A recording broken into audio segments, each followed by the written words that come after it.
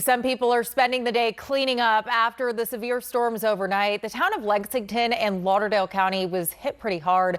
That's where we find 48's Aria Pons. And Aria, what kind of damage are you seeing there? Aria, thank you. And because of the weather, Coleman County schools and Marshall County schools have canceled classes for the day. We'll be sure to update you online when more closures are announced. A Coleman County school bus, meanwhile, was rear-ended while taking students home today.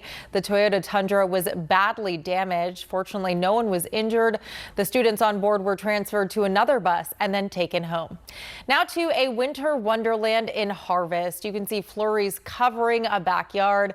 A big thanks to viewer Kathy Hendricks for this photo. And here are some new images from Gina Benitez. She caught a lightning strike last night.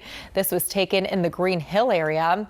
And take a look at these photos from the Lawrence County EMA. Crews had to battle the severe weather while putting out a house fire overnight in the Mount Hope area. We're told crews were hit with hail, strong winds, heavy rain, and even had to dodge falling tree limbs while fighting those flames. Hatton and Mount Hope fire crews were on that scene. No word on any injuries right now.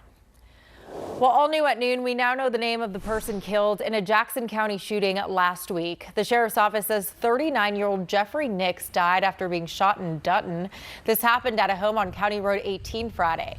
At this point, police have not identified the shooter. We'll let you know when more details are released. One of the Crimson Tide's top scorers is in legal trouble just days before the NCAA tournament. 21-year-old Aiden Holloway is charged with drug possession after narcotics agents found more than a pound of marijuana, paraphernalia, and cash at a Tuscaloosa home. Holloway is currently free on bond. He's the team's second leading scorer this season with 471 points.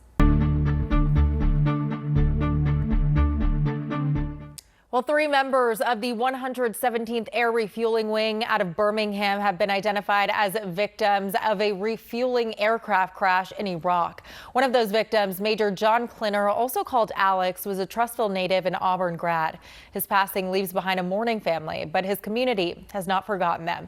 Major Klinner and his wife Libby were still settling into their new home when he was called to action in Iran.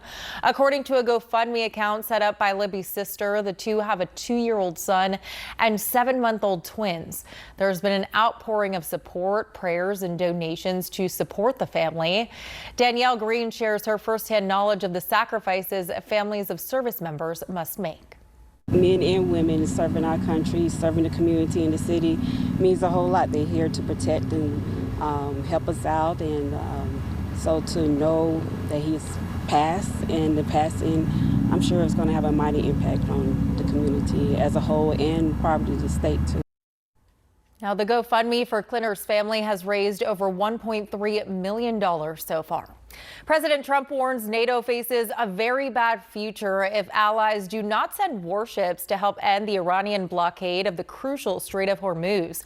New strikes were reported across the Middle East as Iran hit back against energy infrastructure, while Tehran came under intense attacks as the war launched by the U.S. and Israel entered its 3rd week. Matt Bradley has the latest from Tel Aviv.